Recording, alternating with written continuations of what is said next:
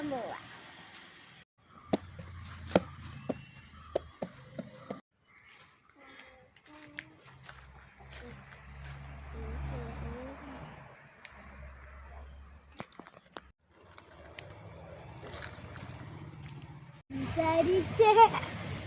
ഇമ്മച്ചിക്ക് ചൂടി മുളക്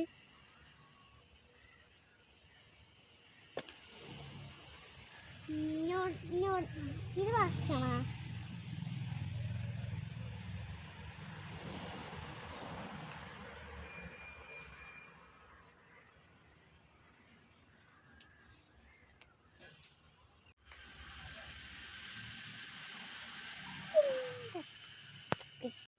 പച്ചക്കറി